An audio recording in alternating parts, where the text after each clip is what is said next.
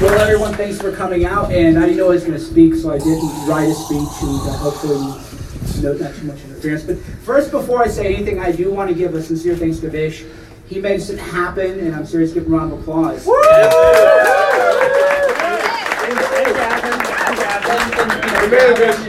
Any number of people who really make it happen, and because he's an executor, and that is so rare. Every day of my life, people go, oh, I want to do this, I want to do that, I want to do that. And then I'm like, okay, go do this, and they don't execute. So he's organized events in New York for us. I don't give false praise, by the way. If I don't like somebody, it's pretty obvious. And he makes it happen. So if you're not part of the Young Republicans in New York, and you're not on his list, get on the list, because he definitely makes it happen. So, because we did big events, and we're going to do more big events. So it's all Vish for organizing this, so thank you.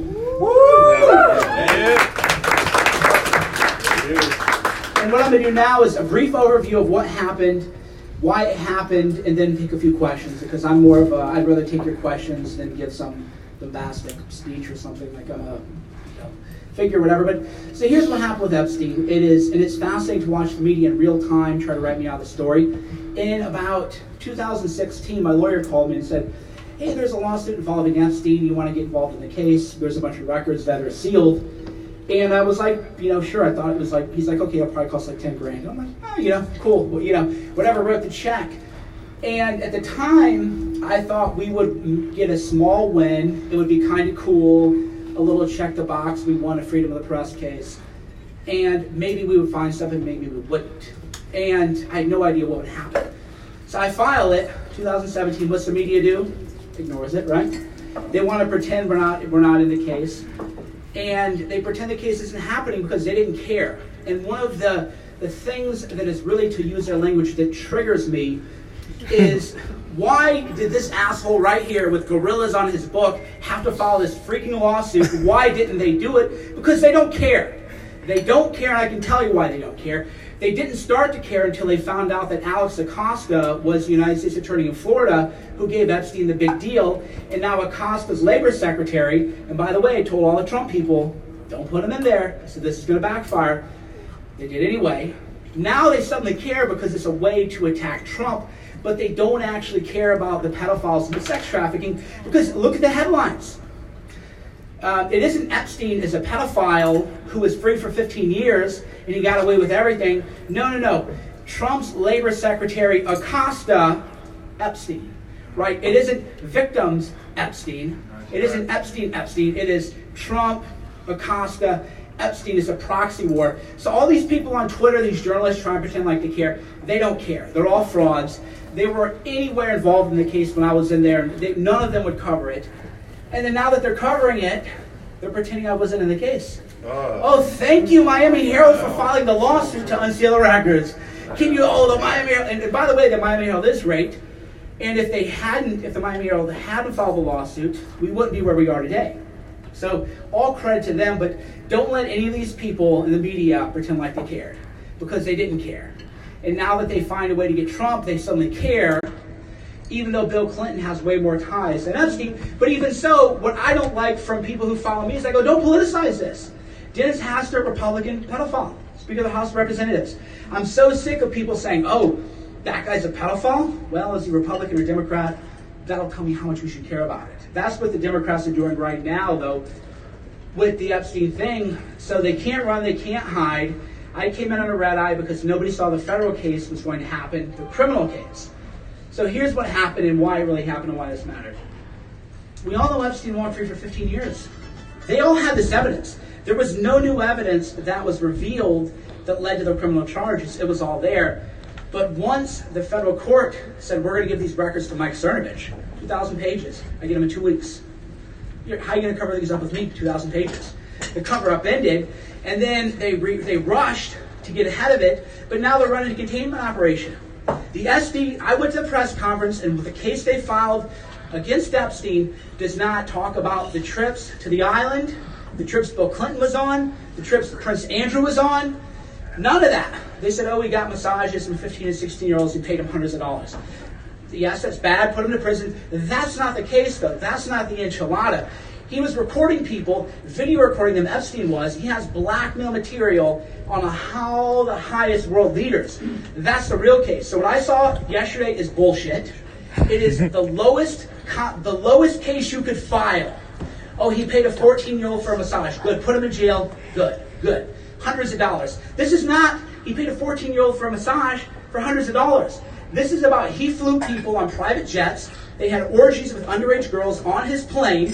Bill Clinton's on the flight logs without a Secret Service. That's what this case is about. So this is not the end. This bullshit SDNY chicken shit case is not the end. I'm watching. We're watching. This is beginning, not the end. We're going after all of them. We're going to get the records. We're not going anywhere. So everybody, thank you for supporting this. Thank you for supporting the lawsuit. And thank you for keeping the message out. But again, this is the beginning and not the end. Get them. We'll take a few questions. Just moderate it. Matt, please. Matt, right here. So you alluded to the sweetheart deal with Alex Acosta, who's Trump's labor secretary. What about the local New York prosecutor, DA, Cy Vance Jr.? Great question. Okay, great question. Beautiful. I forgot to mention that. Phenomenal. Yeah. So there's a lot of legal maneuvering. So if anybody here doesn't understand all the legal BS, don't feel embarrassed because I went to law school, I've litigated, and I barely understand it. So Jeffrey Epstein got a sweetheart deal in Florida. He comes to New York, lives like he's not even a pedophile. So if you're a pedophile, you can't live within 1,000 yards of a school. If you're classified as a level 3 offender, the local DA, Cy Vance, don't give these little people a pass. They went into court. Nobody's ever heard of this before. The way our legal system works is the prosecutor comes in and says, this person is a danger to society, throw him away forever. And then the Democrat, or not the Democrat, but the defense lawyer, because I've defended criminals, so the defense lawyer's job is to come, and by the way, Epstein has lawyers, and I'll never attack his lawyers for defending him. Your lawyer comes in and says, this guy didn't do anything wrong. He's an angel. And then you meet in the middle. The prosecutors came in, and rather than say, this is a dangerous sexual predator pedophile, they go, oh, not a big deal, let him run free, do what he wants. So Epstein has lived free because of what they did in Florida, what Cy Vance and the Democrats did in New York, and what Republican Alex Acosta did. And that's why our job is, don't politicize this. Don't only talk about Bill Clinton, talk about Alexander Acosta too. But if you're a Democrat, don't only talk about Acosta. And if your Democrat friends bring up Trump and Acosta, rather than argue with them and talk about Bill Clinton, say, well, did you know that Cy Vance let him run free too? Educate them, right? This is the problem. People want to argue. I don't argue with people. If people go, well, you know, Trump knew Epstein. My job is not to defend Trump. I would say, well, okay. But did you know that Cy Vance gave Harvey Weinstein a pass? Wouldn't prosecute. And did you know that Cy Vance and the prosecutors here gave Jeff Epstein a pass too?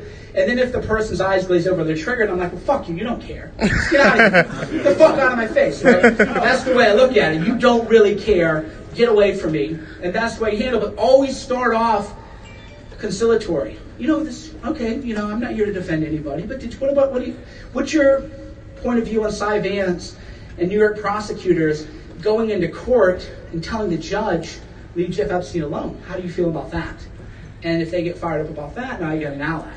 If they want to defend them, middle finger. You know Cy Vance's history. His father was Jimmy Carter's cabinet official. Sure, that's what I mean. There's a whole number of issues. Institutional. And we know that Cy Vance gave Epstein a pass. And here's what I loved about this is why Epstein and Weinstein are connected.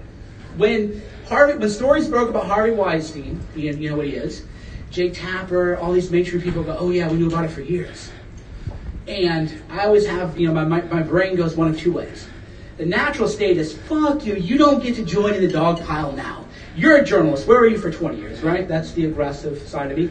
The other side is sort of flip it. Well, perhaps you should one day get a job where what you do is you uncover this kind of misconduct, and then you write about it and you talk about it, but you know, you obviously don't have that job where you uncover this kind of stuff, right? So it always depends. So they've always known, and they protect each other. And our job, again, is just no tolerance to that. But in conciliatory, so if people want to bring up Trump and Epstein, even though Epstein kicked Trump out of Mar-a-Lago, or backwards, Trump kicked Epstein out of Mar-a-Lago 15 years because Epstein hit on a 15-year-old girl. So Trump is a good guy, but rather than educate people on that and argue with them, just say, let's talk about Cy Vance. And then you'll find out if you're talking to a person with character and integrity, or if you're talking to a person who will let Democrats rape children. Questions? So, I understand that Alan Dershowitz was a co-counsel with you on your suit to open up the files. He wasn't, but go on. Then, I'm sorry.